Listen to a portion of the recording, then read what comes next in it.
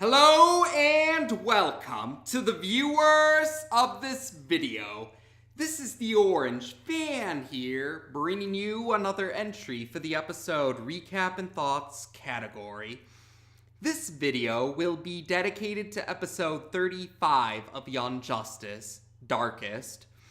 We begin this episode at the Gulf of Mexico on March 23rd, where we see the Manta sub is underwater, and within the Manta sub, Aqualad injects a sedative into Lagoon Boy so that he will lose consciousness, and Lagoon Boy is placed into a container to be sent to the Light's partner.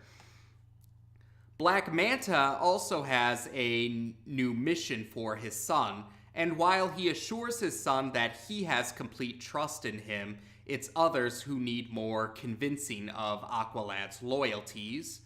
Aqualad also has a team that consists of 4 other individuals besides himself for this particular mission. The other members of this team are the Terror Twins, who are notably taller compared to when we last saw them in Season 1. And Tommy in particular doesn't bear a similarity to Superboy anymore. He has a much bulkier appearance compared to Superboy now. The third member is Icicle Jr., and the fourth member is Tigress, who is really Artemis in disguise. The next scene takes us to El Paso, where Impulse pays Blue Beetle a visit, hoping that they can hang out. And Blue Beetle agrees, but says that they should head to a more secluded area so that they won't draw any unwanted attention. The next scene takes us to Ivy Town, where Mal goes to see Bumblebee, hoping that the two of them can go out on a date, because he says it's been a long time since they've hung out with each other, not counting mission debriefings. Bumblebee agrees to this, but says she has to take care of some work in the lab first, and Mal offers to keep her company while she takes care of her work. Bumblebee accepts the offer, but warns Mal that he'll probably be bored out of his mind.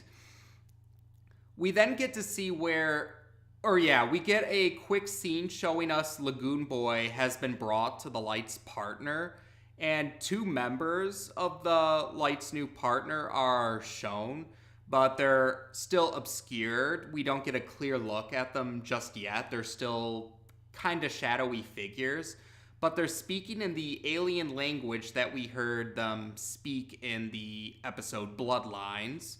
And according to the subtitles, it sounds like they're talking about the metagene, which was also brought up in Bloodlines. Lagoon Boy, though, loses consciousness before he hears anything more about this conversation. And we go back to Blue Beetle and Impulse, who are just hanging out somewhere in the El Paso mountains to kill some time. But then they get ambushed by Aqualad and his team. And eventually they do manage to retreat, but Impulse steals what he thinks is the device that Aqualad was using to track them. And while Tommy is berating Aqualad for letting the device out of his hands, Aqualad clarifies there's more to it than meets the eye. We then cut to Mount Justice, where Blue Beetle and Impulse arrive through Zeta Beam technology, and Nightwing is there, and Blue Beetle catches him up to speed on what just happened. And Nightwing is quite upset that Impulse had brought in some technology that's unknown to the heroes, saying it could potentially be dangerous to them. And he proceeds to try and examine it. We then cut back to Aqualad and his team, where it's revealed that the device that Impulse stole was actually a Trojan horse, and Aqualad has the real tracker with him. The Trojan horse device was also what he was using to track the heroes, and that's not all either. The Trojan horse device also deactivates the security of the cave, which means that the 5 members of this team will be able to sneak into Mount Justice, and they do sneak into Mount Justice. Next up, we're back to Lagoon Boy, and he's starting to regain consciousness yet again. And he sees that he's not the only one in a container. There are other individuals next to him in containers.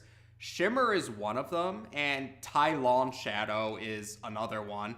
And then it's three other characters, the three other characters that we're seeing with Tai at the end of the episode Beneath. And it's here we actually do get a clear look at one of the members of the Light's new partner. This character is of an alien species. The alien species notably doesn't have a nose, and we still don't get to hear the member of this species talk, but the alien species, the member of this alien species, turns away preparing to do something with the individuals in the containers. Back at Ivy Town, we do see that Mal is in fact bored out of his mind as he's waiting for Bumblebee to finish up her work in the lab. Soon enough, though, Bumblebee's teacher arrives, and he's actually the Justice League member, Atom. And it turns out that there was a new discovery, or they're going to run some tests on something that Bumblebee discovered. But Mal ends up deciding to leave when he hears that these tests are going to take 2 or 3 hours to complete. Back at Mount Justice, Aqualad and his team managed to place inhibitor collars on everyone present within the cave at the time. And they end up taking they end up kidnapping 3 members of the Young Justice team: Blue Beetle, Impulse, and Beast Boy. Aqualad says that Nightwing and Superboy are of no interest to the Light's partner. And he also says that he says that them being hostages within Mount Justice is a more valuable position for them to be in rather than just finishing them off right now. And Aqualad also brings with him a bomb it's the same type of bomb as the one that was on Molina Island back in the episode Alienated. And Aqualad has a dead man trigger where he says if his thumb leaves the trigger for whatever reason, it will cause the bomb to explode, taking Mount Justice Mount Justice will explode because of the bomb if the trigger goes off. So he's using the dead man trigger in order to persuade, to ensure that no one will try any funny business. He also punches Nightwing in the stomach and warns him there's a radius with the bomb and the trigger, and he says that to warn them not to follow after them. And while they're heading for the Manta Flyer, the Scarab tells Blue Beetle that the Scarab was able to deactivate the inhibitor collar so that Blue Beetle's weaponry can be used again. But Blue Beetle doesn't want to take any chances because of his teammates because he doesn't want to endanger his teammates. But the Scarab ignores his concerns and takes control of the Blue Beetle armor to attack anyway. And during the attack, we find out that the Dead Man trigger was actually a bluff, because the Dead Man trigger falls out of Aqualad's hands, but it doesn't cause an explosion as what was claimed. It turns out Blue Beetle is vulnerable to magic because Aqualad uses his magical abilities to injure Blue Beetle, and then Tigress uses a sedative dart to cause Blue Beetle to lose consciousness. But as the group are escaping, Tommy Terror and Icicle Jr. in particular start to question Aqualad's resolve, saying that he still has a soft spot for his former friends. Aqualad's response is to order the explosion of the bomb within Mount Justice. Artemis questions Aqualad if he's absolutely sure he wants to go through with that, and Aqualad says yes, he wants to go through with that. So Artemis, aka Tigra, listens and activates the true trigger to set the bomb off. And the bomb explosion, the explosion from the bomb can be seen all the way in Happy Harbor itself. And Mal in particular sees the explosion and he figures out where it is. So he contacts the watchtower to request help. And he rushes off to the mountain, or what's left of Mount Justice anyway, to see if there are any survivors. Fortunately, he's found out that Sphere managed to rescue Superboy, Nightwing, and Wolf. Superboy regains consciousness, and he carries Wolf to shore because they're in the water after the explosion happened, so Mal brings Nightwing to shore, while Sphere ends up deciding to head to the bottom of the water so that she can rest and recharge. We then cut to Washington, D.C. on March 24th, more specifically in the Hall of Justice, where Kid Flash arrives through Zeta Beam technology, and he questions Nightwing about what just happened. Nightwing explains that it was necessary for the sake of Aqualad maintaining his cover, and Aqualad did provide Nightwing with a flash drive. This happened when he went over to punch Nightwing. And the flash drive contains a means to track Lagoon Boy. The sedative that Aqualad injected into Lagoon Boy also has a tracker within it, so they can track Lagoon Boy, and by extension find the other members of the Young Justice team that were captured. But Kid Flash is not put at ease. He thinks that these are too drastic of measures. He thinks that Aqualad allegedly killing Artemis should have been enough for him to win the trust of the Light. And Kid Flash admits he's terrified of Artemis's well-being, but he also says that there's a possibility that Aqualad might actually be a triple agent who's trying to play the heroes rather than playing the villains. We then cut to the Atlantic Ocean, where Aqualad and his team arrive at the Manta sub with the captured members of the Young Justice team. Black Manta congratulates Aqualad on a job well done, and he requests his son to follow him into a different room. And Black Manta presents Aqualad to the rest of the Light. And Ra's al Ghul speaks on behalf of the Light members and says they're impressed with Aqualad and they're now convinced that he is, they're convinced of his loyalties now. And Ra's comments that Aqualad is ready to meet the Light's partner, and that's how we end the episode. So we're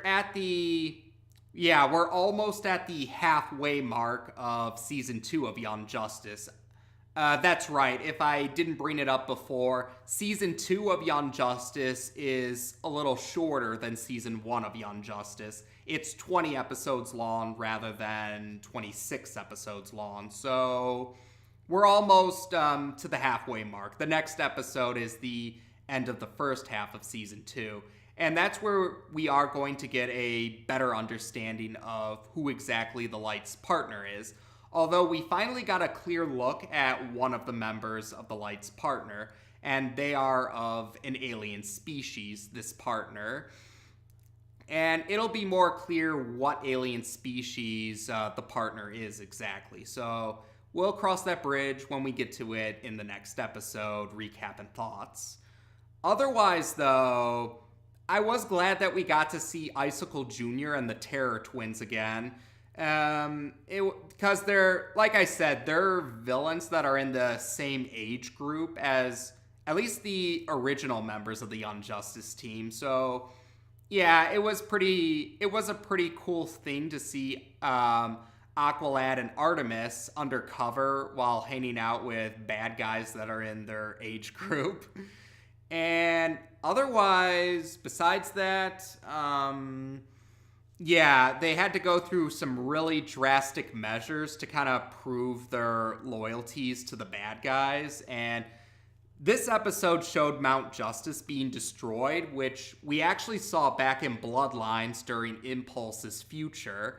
So that kind of gives us a hint about why Mount Justice wasn't restored after Impulse went back in time, because it was already destroyed before. And once again, yeah, I think that's there was that subtle detail with the sky apparently that some fans caught that was changed, but Neutron's future self, and I admit myself and some other fans didn't catch that difference in the sky originally, but that was a pretty clever way to kind of reference Impulse's future and why Mount Justice is still in rubble in that time period.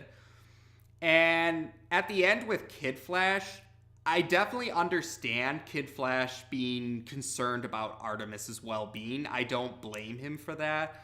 But at the same time, I do feel that Kid Flash was kind of quick to assume the worst about Aqualad when he said that Aqualad might be a triple agent. Because it's been made clear within the show that the Light are very dangerous and very competent enemies. So yeah, if seemingly killing Artemis wasn't enough to convince the Light, then yeah, I don't blame them for having to take more drastic measures. I don't blame them. I don't blame them for realizing that seemingly killing Artemis wasn't enough to convince the Light, and they really do have to be. They have to find a way to outsmart the Light, who are proven, like I said, they're very competent and they're very dangerous. So I kind of feel Kid Flash was sort of, yeah, I guess it bothered me a little that Kid Flash was kind of doubting Aqualad's trustworthiness, although I do understand where it's coming from, even if I don't agree with it. Another little detail I liked about this, this was a minor detail in the grand scheme of the episode, but it was an appreciated detail all the same.